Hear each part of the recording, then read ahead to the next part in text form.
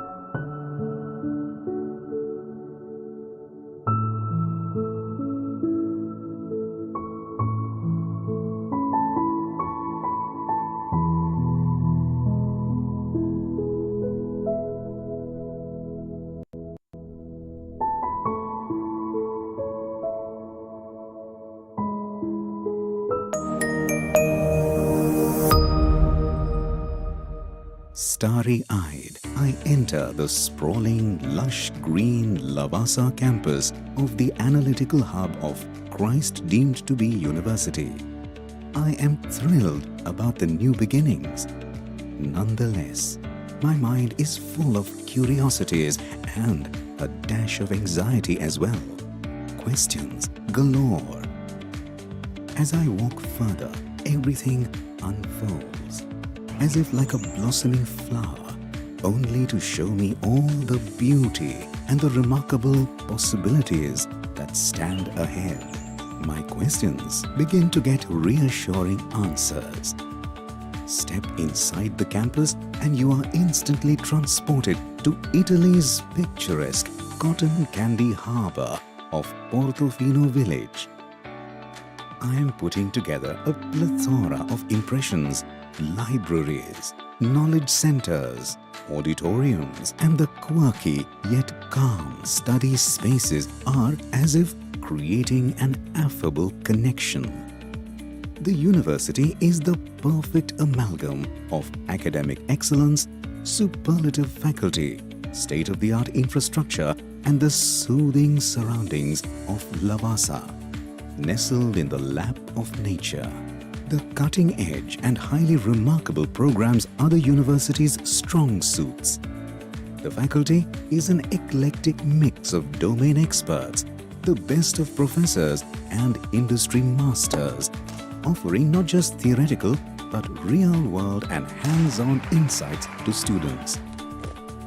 Life at the university is one with like-minded peers working diligently towards becoming the thought leaders of tomorrow. Lifelong friendships, several networking opportunities, mentorship to design the students' growth graphs, and acquisition of subject domain expertise par excellence. These are the promises that Christ University Lavasa delivers to a T.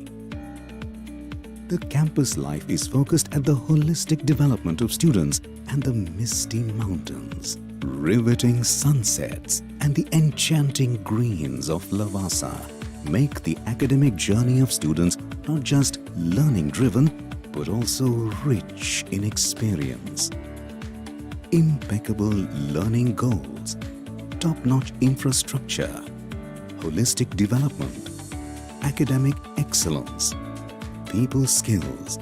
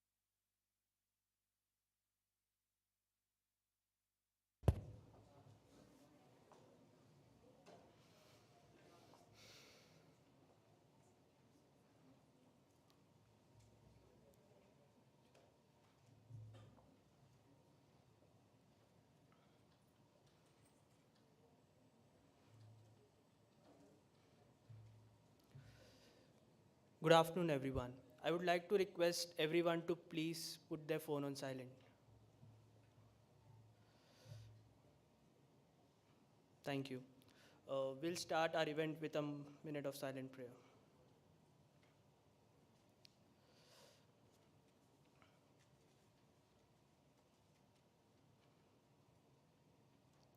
Thank you. So, once again, good afternoon to one and all present here. Reading is a habit that one needs to develop in life. Good books can inform you, enlighten you, and lead you in the right direction. There is no better companion than a good book. Reading is important because it is good for your overall well being. Once you start reading, you experience a whole new world. When you start loving the habit of reading, you eventually get addicted to it. Reading develops language skills and vocabulary. Reading books is also a way to relax and reduce stress. It is important to read a good book at least for a few minutes each day to stretch the brain muscles for healthy functioning. Having said that, it gives me immense pleasure to welcome all of you for the inauguration of the Readers Club, Readers Arena, Carpe Librum. Now, I invite Gagi to tell us more about the club. Thank you, Faizan. As quoted by Winston Churchill, I'm always ready to learn, but I do not always like being taught. Here at Readers Arena, Carpe Librum, we celebrate this learning.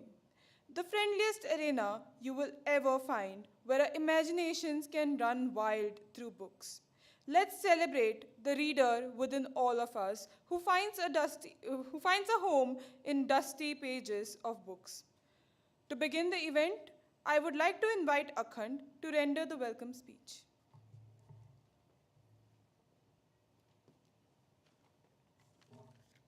I, Akhand Tiwari, on behalf of Readers Club, would like to welcome you all. First, I would like to welcome the Dean and Director of Christ deemed to be University, Pune Lavasa Campus, Dr. Father Josie P. George, Academic Coordinator, Dr. Father Arun Anthony, respected HODs, all our faculty members, and our very special guest of honor, Mr. Amit Nagpal. Mr. Nagpal is a learning leader, entrepreneur, enabler, facilitator, ATT certified master trainer, and co-active coach. He headed Infosys BPM's learning and development function until 2016, and currently he runs a leadership development firm, Pursutica Learning Solutions. Mr. Nagpal brings global corporate experience working in various leadership positions at GSK, NIS or NIIT, GE Capital International Services, Wipro BPS, Cognizant, and Infosys BPM. In addition, he has spent the past 5 years studying and applying his unique framework of holistic leadership and developing leadership across different organizations. His work that has won him many awards focuses on experiential leadership and has impacted the lives of 40,000 resources across the global over the last 30 years. In his first leadership book, also a bestseller, The Elephant at the Dinner Table, Amit Sir chronicles his experiential leadership learning journey through 33 short stories and critical learning from his 5-year-long research.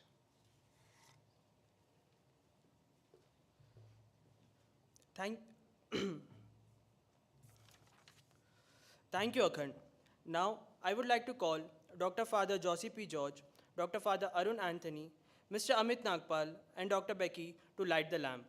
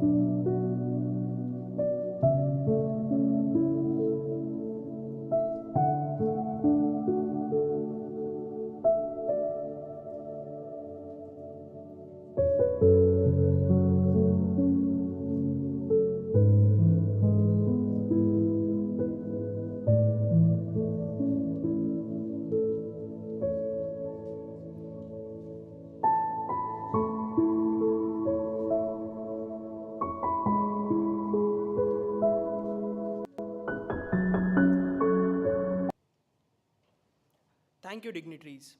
Now, we will have more insights on Readers Arena through our introductory video.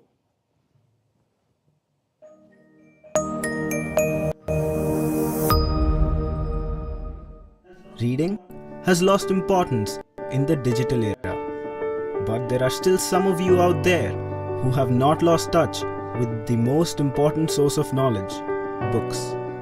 Reading makes us free. Whether you're someone who wants to start reading but needs a little bit of a push to get to it, someone who has lost touch with reading, or someone who is barely holding on, this is the opportunity. The opportunity to start. The opportunity to fall unconditionally in love with learning, and the opportunity to rise above. Christ University Lavasa's Readers Club, Readers Arena welcomes everyone who wants to learn more and grow with open arms. Come, join our community of lifetime learners and share your love of reading, exchange ideas, interact with new people, and broaden your perspective. Now, I would like to request Dr. Father Josie P. George to enlighten us with his inspiring words. Good afternoon. I don't think I have to spend much time because we all waiting to hear from Amit. And it is not just if I talk a lot in front of this audience now. I think most of us are not trying many things, not because we don't want to do that, because we don't have strength to do that. We are afraid of many things. If you go through Amit's most of the maybe website or maybe many talks, we can see he helps the young minds to find the strength and own the strength. That's what I think most of his ideas are working together. And I'm sure that today, when we are having Amit, he'll help us to find our strength. He'll help us to own our strength. From there, we'll be able to take new project, and you can be the best Christites. So welcome, Amit. Thank you so much for coming over here. And I also welcome Kishore. He's the head of the library in TCS. And he also has a lot of ideas. In fact, he was talking to me saying that we can have a lot of work together so that we can have the better ideas, we can enhance our knowledge. And for your understanding, maybe after the online classes, we are coming together. In fact, this can be the first program, offline program. And this is we got the right person to start the first offline program after 2 years' time. And our library, the Praveen, the head of librarian, and he's in fact like a young mind. He was a librarian in the previous institute for 15 years, and he came here with lots of ideas. And you should see how he is, connecting with the people, conducting the program. So thank you, Praveen. And for your understanding, our library is different than other colleges. 24 hours time, you can use the library anytime. You just tell the security, they'll open and spend time there. You can use the library resources. And also the books, if you want to buy, if it is there, not in the library, what you can do, you can, when you travel outside, if you see the good books, you can buy and you can come, give the book to library, give the bill to librarian, and he will reimburse the money for you. Every students are free to buy the books if it is not there in the library, even without asking.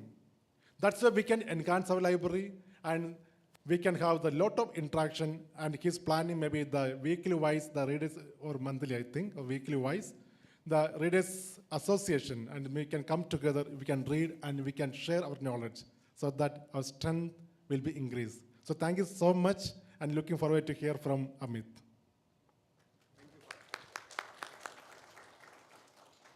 Thank you, Father, for your words of wisdom. Now, I would like to invite on stage our guest of honor, Mr. Amit Nagpal, to enlighten us with a few words from his vast pool of knowledge and experience.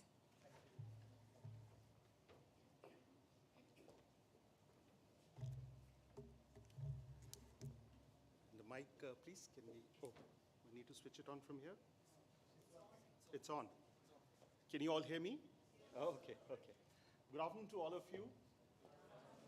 It's such a pleasure. I've always been to Lavasa several times as a Puneite, more as a tourist or getting my guests to come for a day's picnic, but coming to a...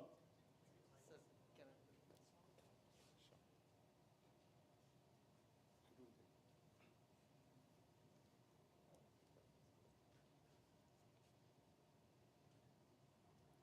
Can you hear me now? Yeah, this is better. Thank you. So coming here to a place of knowledge, is indeed a beautiful experience for me. And I look forward to visiting here more frequently, more regularly. And so let's talk about the book and talk about more than just the book in terms of why did I choose to, write the book. As we say, the why, what, and how, right? So, but before I do that, to respect everybody's time, I think I've been allotted time till 1:30. Is that right? So, who's going to be my volunteer? Who's going to just give me an indication that half of my conversation is over? Who's going to be my volunteer? We'll clap for you. Come on, just monitor my time. Quick volunteer. Otherwise, I'll volunteer one of you. Okay. But I can't see you. You'll have to sit here, somewhere here. Oh, okay, he'll come here and just indicate, Amit, half of the conversation should be over. And maybe just at about 1:20, say, Amit, time to shut down. And I'll slowly taper down my conversation, right? Okay, super. So why, what, and how of why I chose to write this book. A quick introduction to my journey. I started way back in 1988, all of 18 years old. I'm a botany zoology student, so I started my career. I wanted to be a doctor, but I was very clearly in the first round of CPMT when I didn't clear it. The mirror was shouting back at me and saying, look, you're not there. And I really badly needed to take up a job. There were financial constraints, and I just wanted to switch it off while I speak, I'll switch it on later. And so I started as a medical rep with GSK, which used to be called as Glaxo, and served them for about 6 years, and moved up the rank, did a variety of things with them in the sales space, and then I moved into sales training. And the reason I wanted to share the sales training bit with you is that while I was at GSK, and in those days, job openings were not many, to move up the ladder. So we used to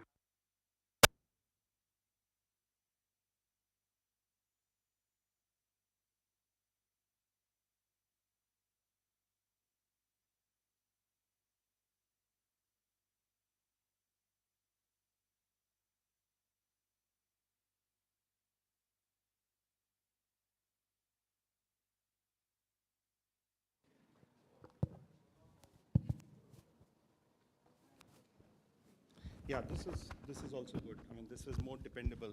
Yeah? Okay. Thank you. Oops. That's the Johnny. Okay, so I was looking out of Glaxo. I was trying to see if I could get a job outside Glaxo.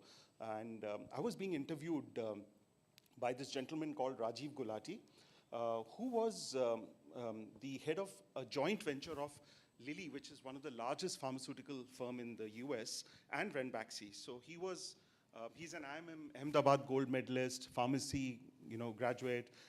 And being the CEO of the company, because it was a startup, he was personally interviewing, frontline managers. And during 10 minutes of that interview, within those 10 minutes, he says, Amit, have you ever thought about training? And I was taken aback, and I said, and I'm talking of 1994, 95, when training was not considered to be a mainstream career. Only people who are about to retire, or who cannot work in a high energy environment, or people, who can't work in the field were encouraged to take up training as a, the sunset time of your career. And I was taken aback, and I was young, brash, and I said, Mr. Gulati, is this a very polite way of saying no to the job that I've applied for? And thankfully, he didn't take that negatively. He said, no, Amit, I believe you can do a good job in training. In fact, our national training manager is not in town today, but here is his number. You should meet him. You should talk to him. I didn't go and talk to him because I felt not very happy with the interview. And as luck would have it, I got promoted at Glaxo, and I forgot about it. And after some time working with Glaxo, when I wanted to come back to Delhi, and because with the promotion it took me to Ranchi, Kolkata, the eastern side of the country, and I wanted to come back to Delhi. I was planning to get married, and so there were requirements to return.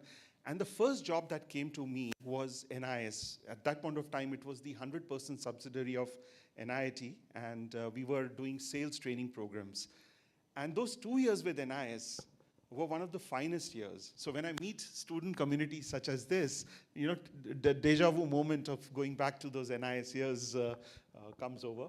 And the reason I'm sharing this example with you is that this 2 years of full-time training sowed the seeds in me in terms of exploring my strengths, which were identified by a gentleman such as a professional like Mr. Rajiv Gulati.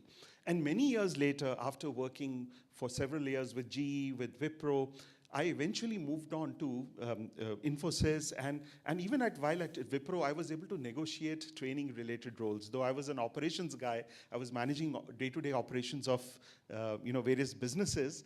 I was able to convince my seniors to allow me an opportunity in training. And it was in 2010 when I became the training head of Infosys BPM. And that's the time I actually found out where Mr. Rajiv Gulati is. He was somewhere in Russia.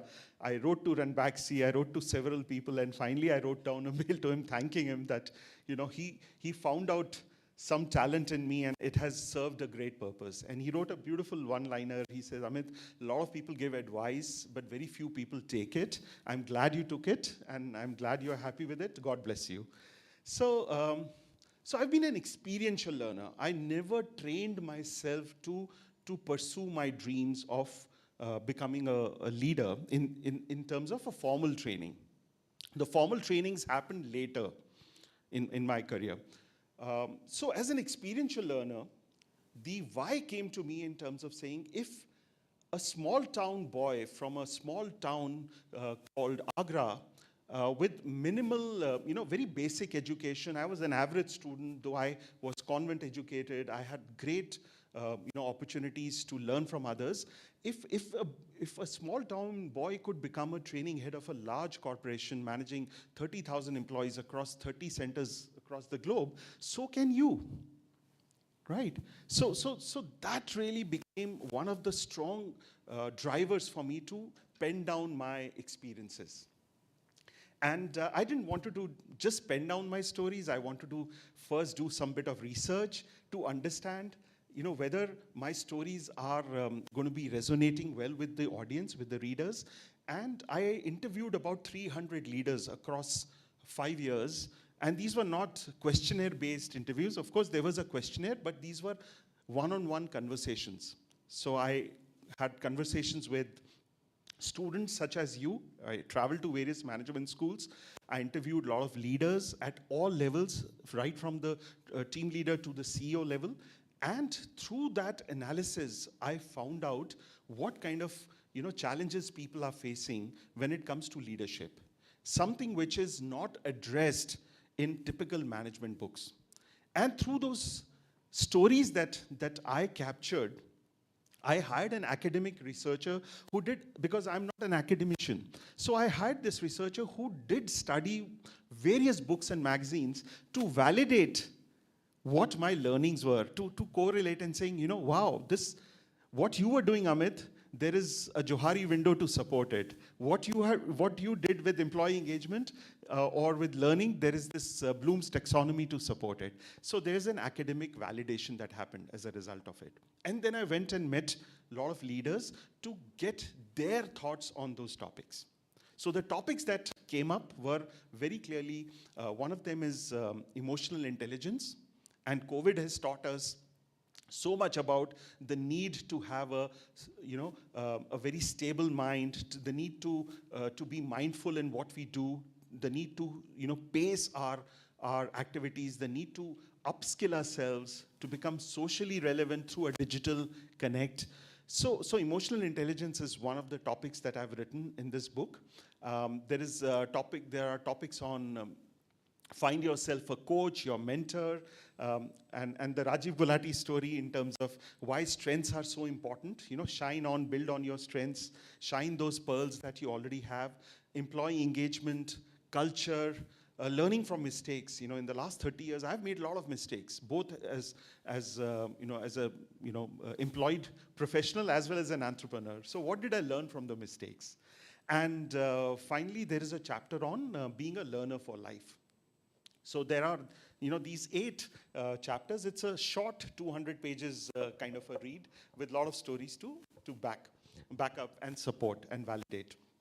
So that's the journey of, capturing this whole piece of information. And one more thing that I want to convey through this, by writing this book is that, I'm not a trained author. I'm not a writer. I'm not a natural writer. This is my first such attempt. And one of the things that I promote quite passionately is working together with teams to collaborate. So to work on this particular book, I collaborated with, like I said, I had an academic researcher. I hired a researcher from South Africa for a simple reason that I wanted my research to be unbiased. So this lady, Annette, did not know anything about Indian industry or IT-enabled services world or BPM world as we call it. And so I got a very unbiased analysis. I hired an illustration artist. I did a training at Singapore for 5 months for my coaching, my coactive coaching, and Kasia was my colleague who was one of my cohort, and you would draw beautiful doodles, beautiful illustrations at the end of the program, summarizing what we learned. So I hired Kasia and said, why don't you summarize my chapters for me? Then I hired Walter Cooter from US to do the editing part for me, right? So he became my sounding board. And believe me, these were all paid, collaborations. And collectively, I tried to weave stories and build this book. And thanks to the Almighty and the fact that, readers found it very useful. Simple language. It became an Amazon books, bestseller in the 2 categories of business ethics and management books. So sure, enough reasons, compelling reasons for you to pick up the book. I'm carrying a few copies. I can do an author-signed copies for you. So why, what, and how, I just explained to you on the book. Now, the second part of my talk is going to be around sharing some stories with you, right? With some messages. We are doing a readers club here today, why reading is important, why learning is important. And so through some stories, through some experiences, I'll try to weave some learning for you, right? Is my pace okay? Are you able to hear me, connect with me? Okay, lovely, thank you. So can we switch off some of the lights, please, so that the pictures are visible? Some more, please. Is it visible at the? Okay, lovely, thank you. So I hired an illustration artist from National School of Design in Ahmedabad. Her name is Tanuja, and I'm doing an experiment with her in terms of my new book project that I'm working on is around collecting some more stories, some more learnings from me and from my experiences, and building a picture kind of a combination, a lot of pictures, a lot of illustrations, and supporting stories with it. So this one is from my Mysore experience. So I'm sharing the fact that, like I said, I started from at a pretty young age, and I lost my dad when I was just 7, and we had a lot of financial constraints. So though I had a lot of my school, St. George's was great, and they offered scholarship, and there were so many supporting support ecosystem with me. But as a young child, I felt quite at loss. I think there was an identity loss, who I am, whom do I reach out to? So what I used to do is, I used to close my eyes, I used to walk inside a room and close my eyes and visualize as if I'm, addressing a large crowd, or I'm playing an instrument, or I'm doing some, I'm delivering a talk and everybody's giving me a standing ovation. And guess what? 20 years down the line, I had a deja vu moment when I was actually living that dream when I was at our Mysore campus at Infosys BPM 2010, one of the largest universities, private universities, with capacity of 10,000 employees to be trained. And I was addressing, a young group of our employees, and there were about 1,500 to 2,000 people in that large auditorium. So the learning here is that whatever you dream, whatever you conceive naturally or through your own efforts, you can realize that. Yeah? So that's the message here. And one thing I should have mentioned earlier, I'm carrying 2 prizes with me, of course, my books. So if you're paying attention to my stories, if you're paying attention to this discussion, at the end of the session, I'll invite 2 of you to come and summarize what you learned, right? And you will earn these books as a result of that, okay? So you can make mental notes, you can write down on your phone, your laptop, whatever works best for you, okay? Wonderful. So that's the story of dreaming.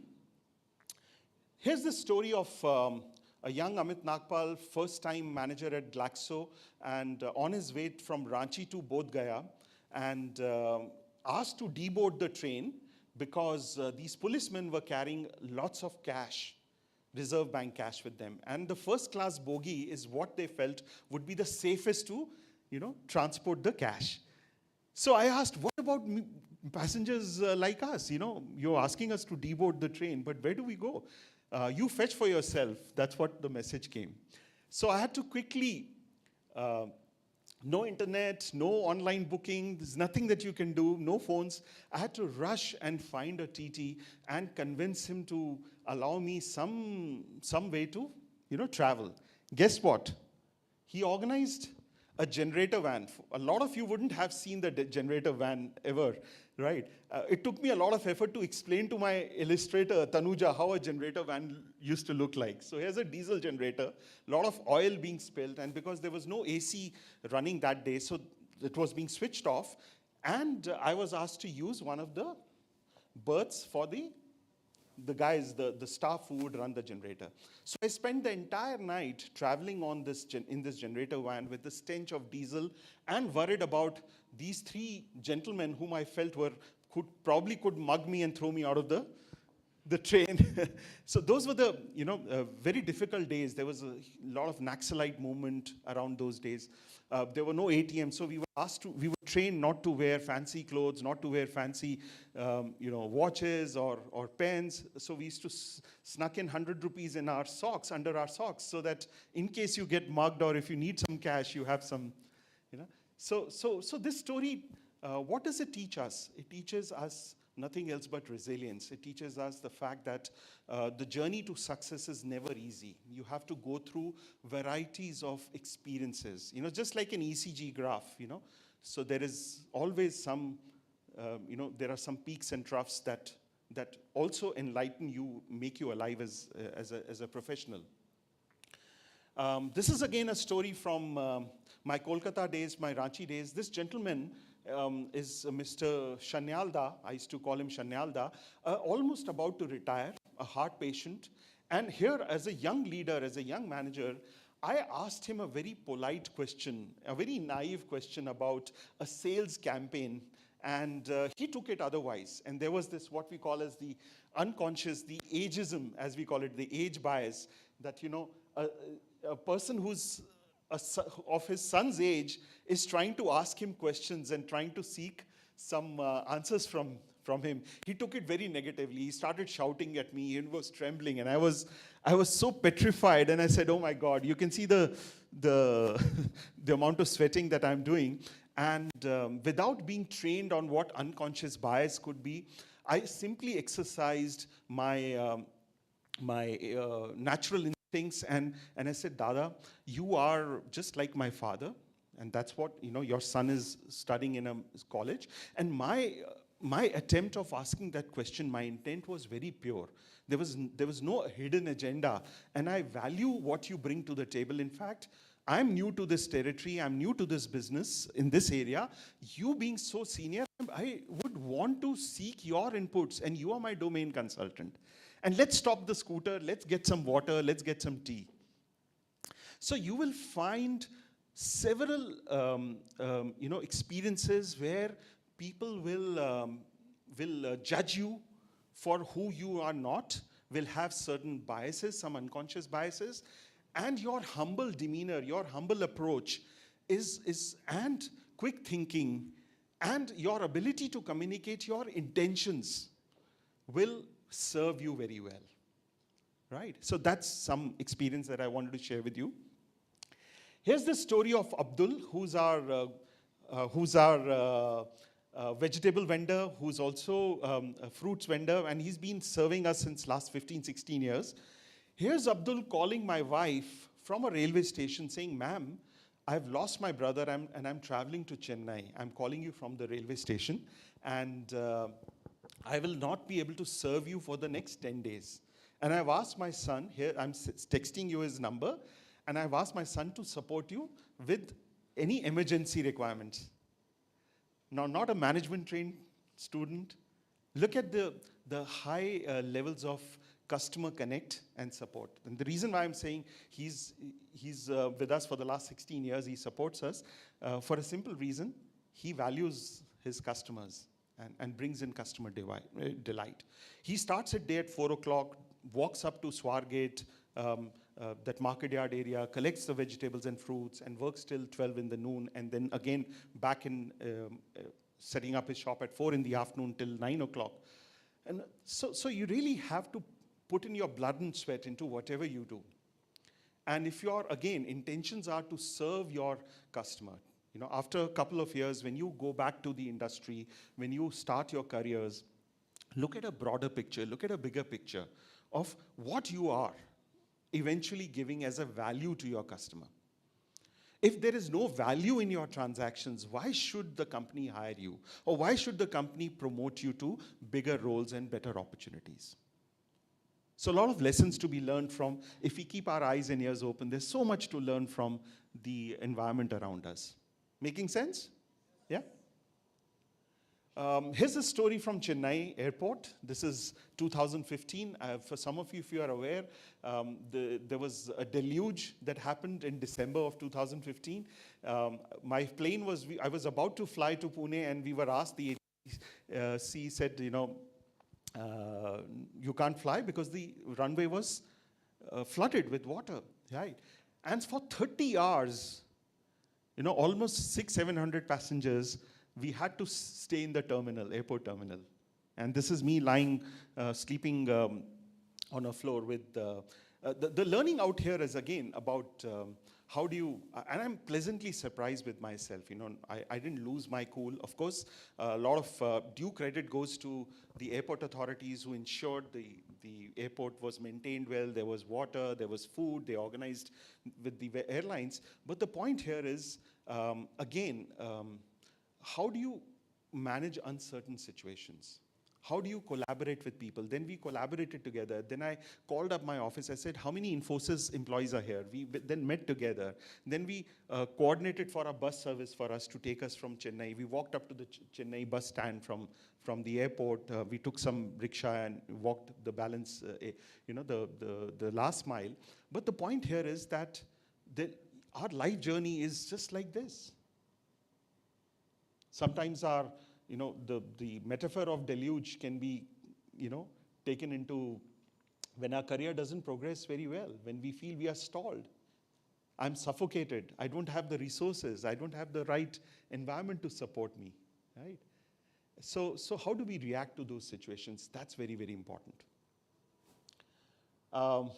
This is Gopal Devanhalli, my leader at Infosys.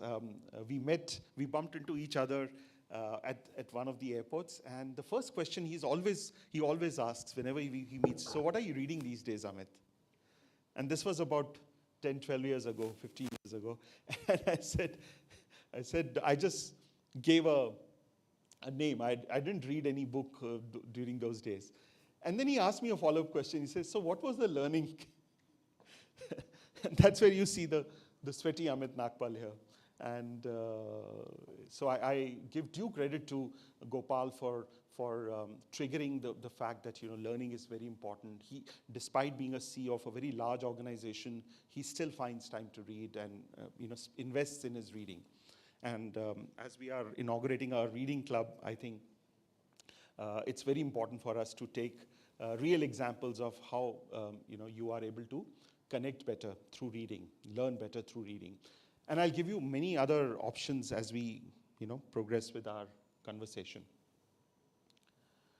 So now I take you away from India, and this is a beautiful place in Hawaii Islands in the US near the Pacific Ocean, Maui, M-A-U-I. Have you heard of this place, Maui? I've never been to this place, but one of those dreams. And what happened was, his Professor John Seeley Brown, what he did was he found out, sorry about that, he said that, there are a lot of good things that are happening in this small village, Maui. And what's happening is we have world champions, surfing champions, young champions. So he camped, this Professor John Seeley Brown camped at this place to find out what exactly has happened in the last 6-7 months.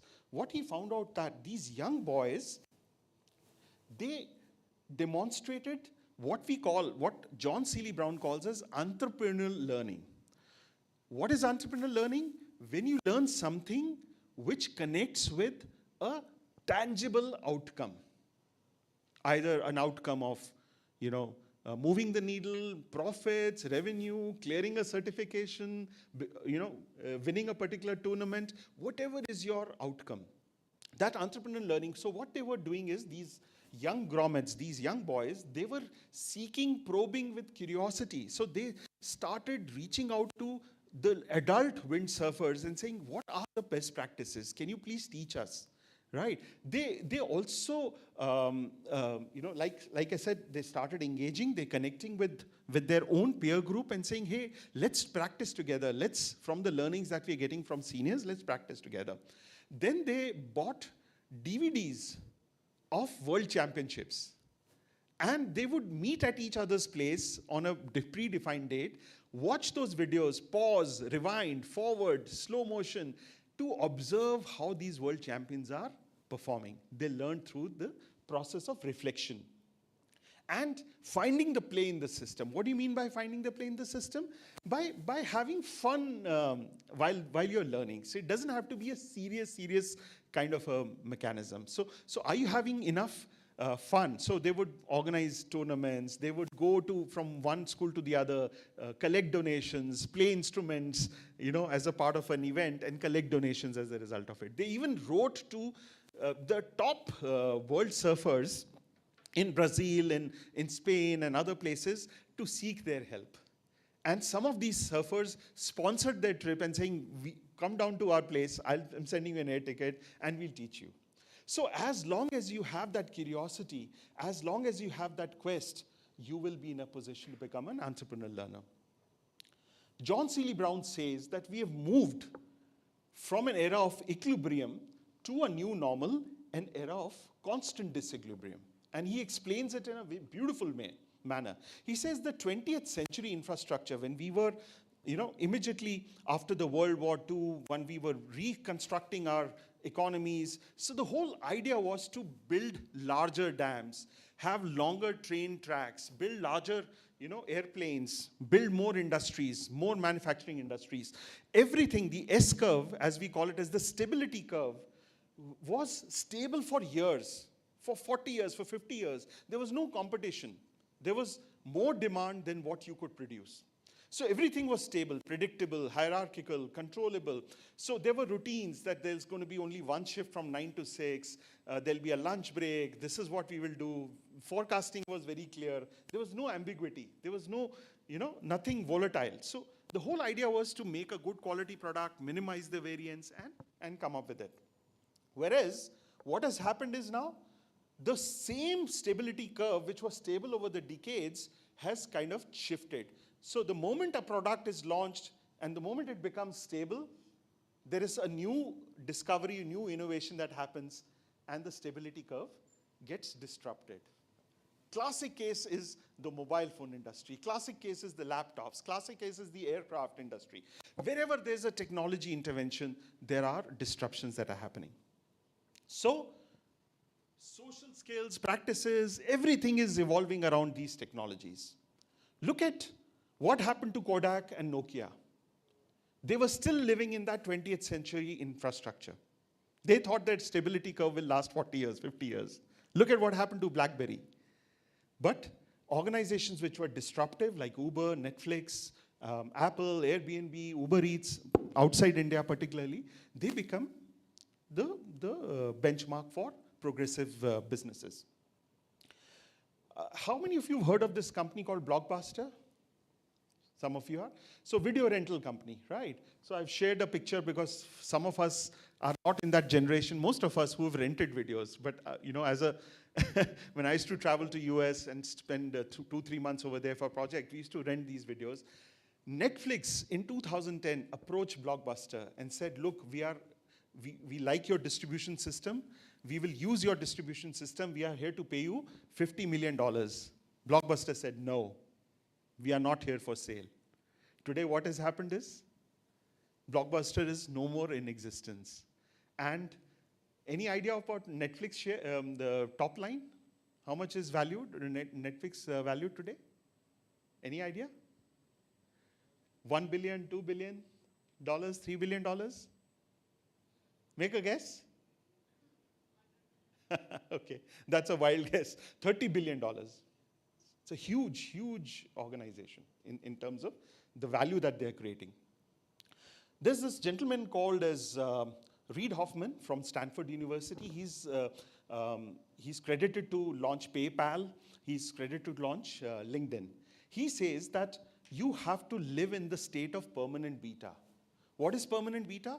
Never consider yourself as complete. Whenever a new product or a new service is launched, you run a pilot. And then after running a pilot, you say, okay, stable now. But Ron Heafman says, don't consider yourself as stable. Always consider yourself as in a pilot stage, because you never know what is going to hit you next quarter, what is going to hit the following quarter. So I encourage you to pick up this book as well. It's an excellent book, The Startup of You. Half-life. If you go to a doctor, they advise you when you are unwell, this medicine to be taken twice a day, this medicine is to be taken thrice a day, is because every pharmaceutical, every chemical has its half-life. It disintegrates. So if a half-life of a chemical, let's say, is 4 hours, half of it will disintegrate in 4 hours, right? Similarly, ladies and gentlemen, our learning also has a half-life.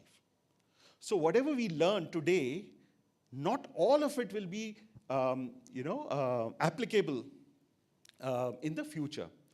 So I'm a member of ATD, which is the world's largest training association, Association of Talent and Development. They have 50,000 members across the globe. They did a study on half-life, and half-life of learning until 2010 was 10 years, which means whatever you learned 10 years ago, half of it at least was relevant even today. Any guesses what is the half-life of learning today? 1 year? Okay. 6 months? I believe in you. It could be 6 months, because when AT did this study about 2 years ago, they came up with 13 months. About 4 years ago, sorry.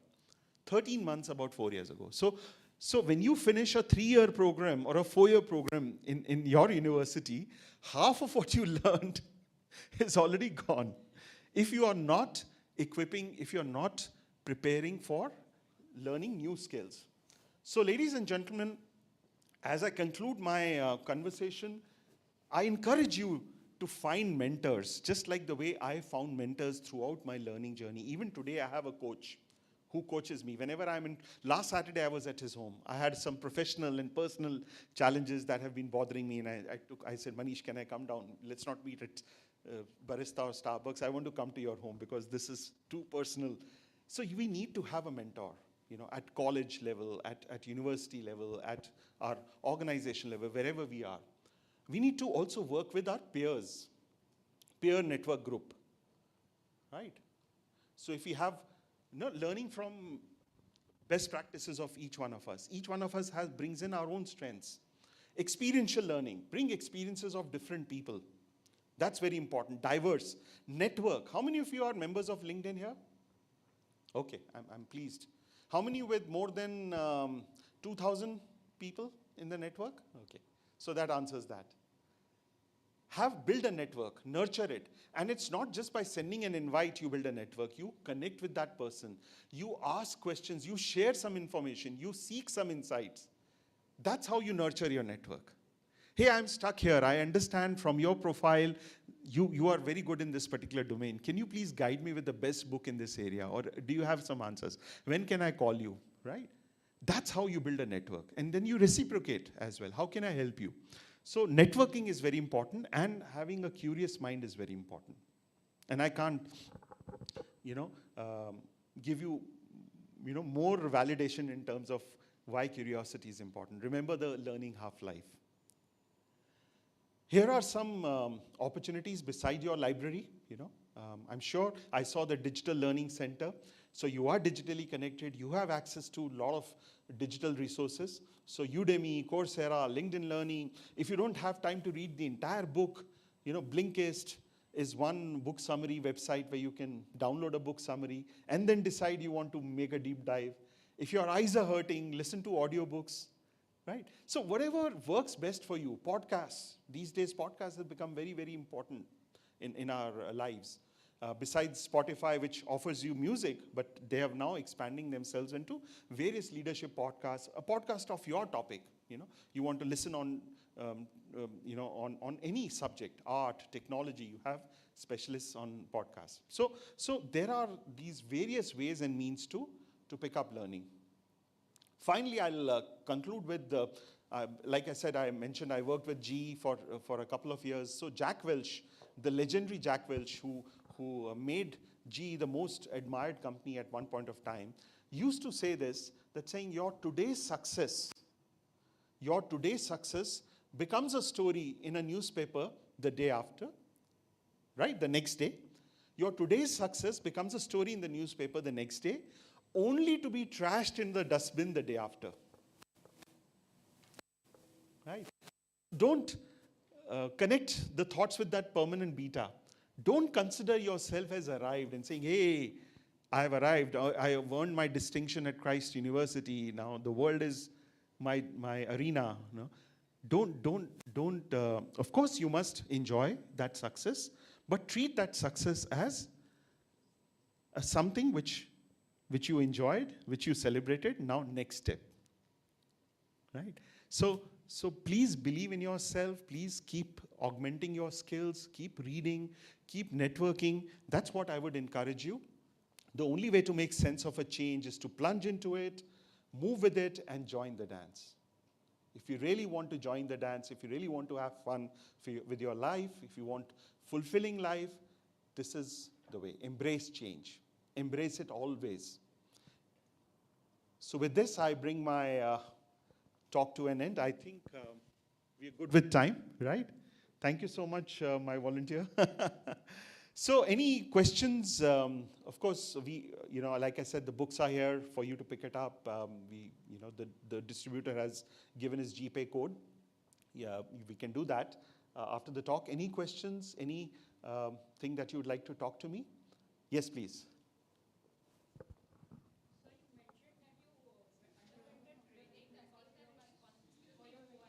Yeah. So I'll repeat that question. Yeah. Oh, okay, sure.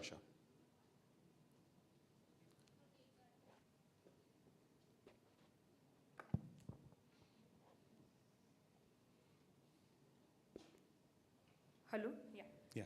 Sir, you mentioned that you underwent a training in Singapore for your coactive coaching. So basically, what does coactive coaching actually mean? Okay, so coactive is a term used by this organization called CTI, Coactive Training Institute. It's a San Rafael, US-based, 35-year-old company, and they focus on coaching in the sense they say that when you are coaching an individual, you have to have a perspective of at both ends. So your engagement, you have to be a co-passenger in that car. You have to actively engage with the other person before you try to offer any new thoughts to that person. So that's a broader meaning of coactive coaching. Thank you, sir. Okay. So while we are bracing for questions, Okay, there's a question. Yeah, that's a lovely mic. I've never seen this before. Yes, please. Sir, you said many things and we inspired so much. But what's the most important thing which inspired you to write this book? I'm sorry, can you repeat that, please? What is the one important thing which inspires you to write this book? So one of my, thank you for this question. My purpose of life is very clearly is to promote learning, promote experiential learning, and to reach out to audiences like this. I never refuse opportunities like these, where I can reach a larger audience and promote learning. And I'll give you one quick example of Amir Khan, right? We all know Amir Khan. And Economic Times, many years ago, asked him this question, the correspondent. He says, sir, you come up with only one movie or two movies, the latest, the most in a few years. You never come with, you're not a part of that 100 crore club of Salman Khan and Shah Rukh Khan. So what's your stand on it? Amir Khan responded, and he said that he follows the path of Saraswati. And what he means by Saraswati is, really investing in his learning, going deep into his subject. So whatever character he picks up for a movie, he does a proper research. He embodies that character, right? For Dangal, he gained a lot of weight. For Gajni, he had the 6-7 abs, packs as we call them. And so that's what we call as a path of learning, path of Saraswati. So he said, and I quote him, he says, when I follow Saraswati, Lakshmi follows me, the goddess of wealth. When I follow the goddess of knowledge, the goddess of wealth follows me. If I choose to follow only Lakshmi, like that 100 crore club, both will leave. So just like the path chosen by Amir Khan, I want to, through the book, through my talks, through my conversations, through my training programs, I'm a leadership trainer, facilitator, I want to promote learning. If you are learning-centric, you will grow. You will have a fulfilling life. So who's going to come on the dais and earn themselves a great few more questions? But do we have some time? Okay, sure. Yes, please. Yeah. Yes, please. Sir, I'm sure you would have come across a lot of people who change their profession like very regularly. So what made you stick to this profession, sir? I didn't change my profession. I didn't stick to my profession for long. Of course, I have moved to a learning space now, but I've always been experimental. And by experimental, I'm not saying take rash decisions. It's not a NASCAR race that you have to do. But if you look at my story, starting as a medical rep, moving as a sales trainer, from a sales trainer to operations manager at GE, managing international operations, healthcare operations, from there moving to Wipro, managing different kind of telecom business, insurance businesses, and then moving into training. So I've dabbled with variety of things. I've always been curious.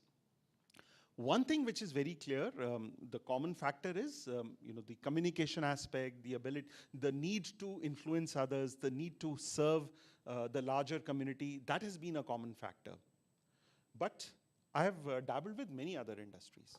And I encourage you to also have that. So what we call as a T-shaped leadership, in today's modern concept, where you broaden your generalist skills.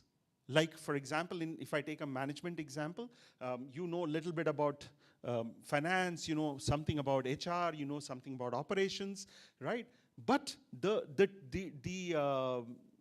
major element of that T is your domain, the chosen domain. So within that management, you want to specialize in HR, or you want to specialize in law, you want to specialize in operations. So broaden your horizons, understand the end-to-end of a business, at the same time specialize in one area. So you can't get all of that in one organization all the time, unless you are lucky to be a part of companies like TCS, Infosys, which can offer you a variety of careers. But do think about that. Just don't look at just one area all by yourself, unless you are very clear. Yeah? Yes, please. Brief about your thought process while writing this book. My thought process. So my thought process was very clear. I was very clear. My objective was to reach as many as people through the book and make it less academic and more experiential, through stories. And when the stories became alive, I think that's what people have resonated the most with. And that's the reason why I'm now looking at my second book also focusing a lot on the story side, because that's what people relate with and remember it for a lifetime. Yes, please. Hello, sir. Welcome Hi. to Christ University. Thank you. So I am a writer myself. I like to write what I think. Okay. And whatever you did inspired me really well. But I have a little doubt. You said that you consider academicians, people to get unbiased opinions about what you have drafted, and then you publish this book. Yes. Right. Why didn't you use your own mind, thought, colloquial language to convey it to people so that they understand and relate it? Because Yeah. I do that. So for example, like I said, I'm not a natural writer. I'm not. So I wanted to seek professional help because I wanted a good publisher to publish it. I didn't want to self-publish it, right? So if you have to attract a good publisher like Rupa, Penguin, your writing skills have to be at a certain level. As I'm writing my second book, I'm much more experienced. So hence I don't think I'll be to too many professionals. So it's a process. So can I get a colloquial language book from you? No. I believe in simple words. Yeah, that is what I'm saying. Yeah, so I believe in simplicity. I believe in connecting the dots through stories, through something which I relate to personally, not for the sake of writing a book. Yes. Right? Yeah. So I don't know when the second book will happen. It has to be very organic. So for me, it is not a financial or a goal in mind. It's about what fulfills me the most and what will the readers associate myself with. That's very important. So keep documenting something or the other every day if that's one. I write whenever I feel like, and I post it in Instagram accounts. Yeah, so I okay. might just develop Super, it more. super. Thank you, sir. So maybe you may want to reflect after 6-7 months and say, hey, do I have something worthy enough to weave it together as a part of a book? It could be an e-book to begin with. Now that you're a corporate officer, you wrote a book. It's inspired me a lot. I might try one. I'm glad. Thank you, sir. Thank you. All right. So do we have people coming here and summarizing my talk in 2 minutes, 3 minutes? Sorry? Yeah. You take a mic. Yeah. You don't have to come on the. So from your, I have a few takeaways from your whole speech. I'd say the entrepreneurial learning, I have never heard of it. That's a new thing for me. And I think that will be very helpful for anybody over here. All of us can take it out of college. Yes. And our college actually calls it holistic education. Okay. More than entrepreneurial learning. So that is a key takeaway for me. And like you said, sir, we should always be growing. We should never stay in one space. Super. Like the beta phase. We should be in that. And about the disequilibrium and the stability curve, that is very true for this generation. We can't be stable in one thing. Even if we are watching a movie, if we don't feel it is interesting, we'll just skip and go to another one. If there is a new one, we'll go there. Correct. So basically, your book and your speech, everything is very connected to our generation. Very good. Thank you so much. Does she earn? What's your good name? Vasanta, sir. Vasanta? Vasanta. Vasanta. Okay, lovely. So, do you resonate with Vasanta? Worthy of a book? Thank you, sir. I'll come down and I'll get a signature. I'll do that later. Sure. Ma'am, I have the mic with me. So, any story that you resonated with the most, Vasanta? You can use this mic. No, sir. Yeah.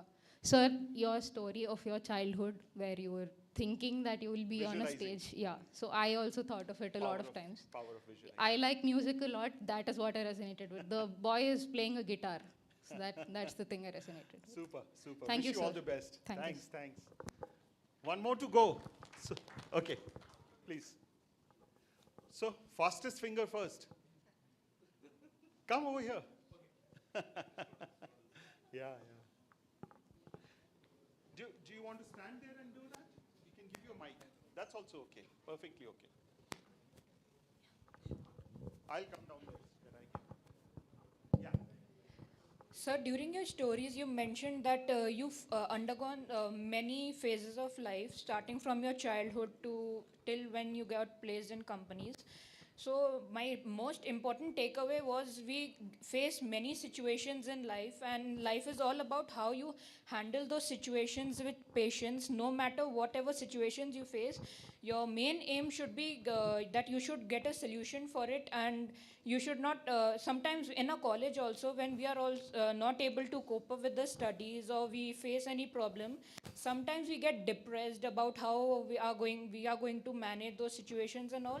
But what I learned is that instead of getting depressed, we should be like, how can we cope up? What should we do? How can we like self-explore most of those topics to, so that we can cope up with the topics and move further, proceed further in our industry that we want to go to. Good. Any story that you resonated with the most? Yeah, with? like the childhood story that you underwent on the railway station. So you didn't lose your cool. What I understood, you didn't lose your cool, and you were somehow wanting to somehow you could get any seat so that you can again board the train and not to finally reach your destination. And the second story was at the Chennai airport during when there was flood. So it was a very hard time when you approx you spent 30 plus hours on the airport, and the airport authorities also managed with patient to accommodate all the passengers with all the facilities like food, water and everything, so that they couldn't face any problems. Finally, what action would you take as a result of this conversation? Sorry, sir? What action are you going to be taking as a result of this discussion? Are you going to take some action, something that you will do as a result of this conversation, something that triggered your mind? So most that triggered my mind is to handle every situation with calmness and with peace and to find a solution. Okay, super. And invest in reading books. Yes, definitely. Your good name? Divyangini Agarwal. Divyangini. Yeah, I'll come over and can we have a round of applause for Divyangini? God bless you. Thank All you the so best. much. Well, that's it. Thank you so much for having me. And I can always, like you said, so I'm accessible on LinkedIn. So you can see me on LinkedIn. I'm also on this website, amit-nagpal.com. So you can connect with me either of these two mediums. Instagram also, you can find me on Instagram and Twitter. So look forward to engaging with you all. Thank you.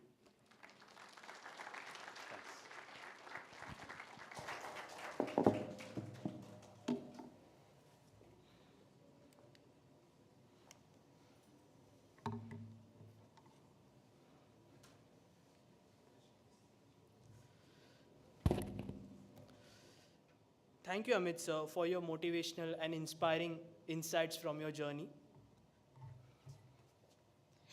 No other duty is as important as that of appreciation. I now request Dr. Becky Thomas to present our venerated chief guest, Amit sir, with a memento as an expression of her gratitude.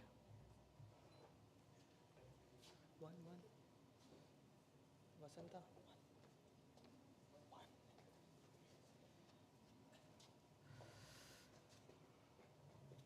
Thank you so much. I'm honored. I would also like to request Becky ma'am to present a memento to Mr. Kishore Ingle.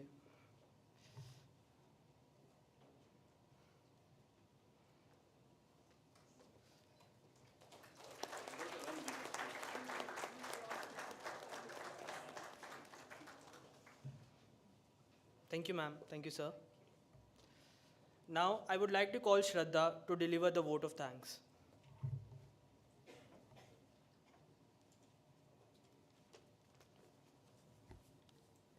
Thank you, Fazan. I would like to quote a sentence from Amit sir's book. Tell me a fact and I will learn. Let me know the truth and I will believe. But tell me a story Share your experience, and it will live in my heart forever. That is what reading does to us. I, Shraddha Kulkarni, on behalf of the Readers Club, would like to extend a hearty vote of thanks to our chief guest of the day, Mr. Amit Nagpal. Thank you so much for being a part of the inauguration of the Readers Arena Carpe Librum. It was truly an honor to have you here, sir. Thank you for encouraging and enlightening us with your experience. I thank Mr. Kishore Ingle, TCS, for joining and accompanying the author from Pune to Lavasa. I thank him for taking out the time and being a part of this occasion.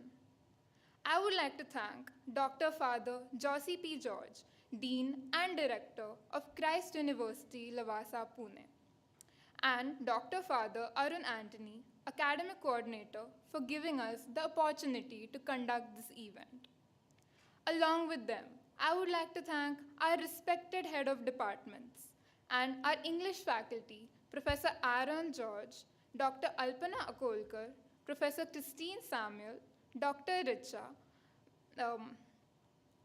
Professor Vinod Jangal, and Professor Shainu Philip. A special thanks to our IT team and CDL team, Mr. Javed, Mr. Sandeep, and Mr. Datta for logistics, and library staff, Ms. Nalini. Most importantly, I would like to thank Dr. Praveen Vaidya for his constant support, guidance, and encouragement. A special thanks to our NCC cadets and Prakash sir, who played an important role in the smooth functioning of this event. Last but not the least, thanks to our lovely audience. You all have been truly patient and interactive. Thank you, and we will be looking forward to your participation in the club.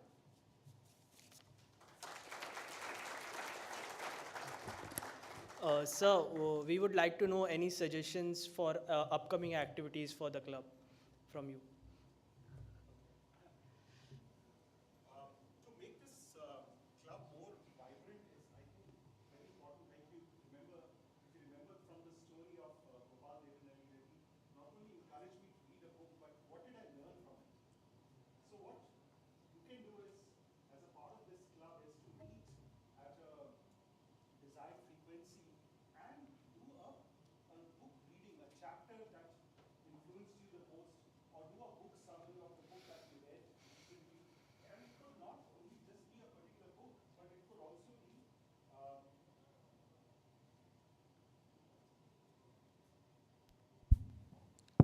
yeah, so it could not just be a book, it could be a Harvard Business Review article or some article that you read in a newspaper. So anything, or a podcast that you heard, that you're listening to, something that really triggered some thoughts in you. So unless and until you meet regularly and share those learnings with your peers and build up on it, this club will serve no purpose. So the best way to, and you could also come up with some kind of a newsletter where the activities of the club are regularly published and saying this is the book that we reviewed or this is the book that we are going to review next week, right?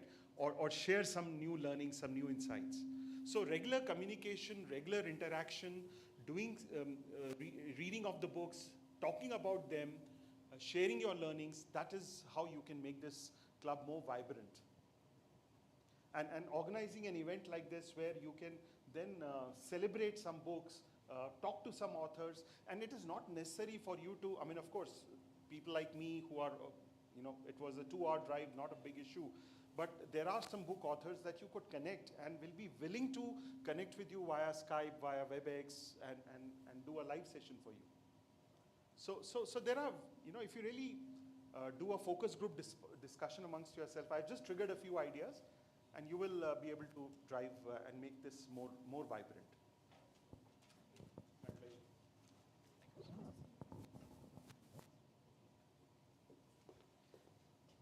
Thank you, sir. Thank you, everyone. There are books in the Ivy Hall. Interested students can purchase it.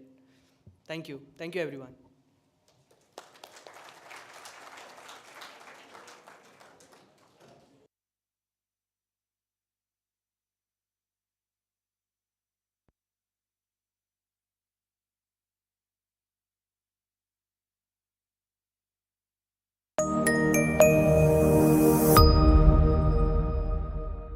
Starry-eyed, I enter the sprawling, lush green Lavasa campus of the analytical hub of Christ deemed to be University. I am thrilled about the new beginnings. Nonetheless, my mind is full of curiosities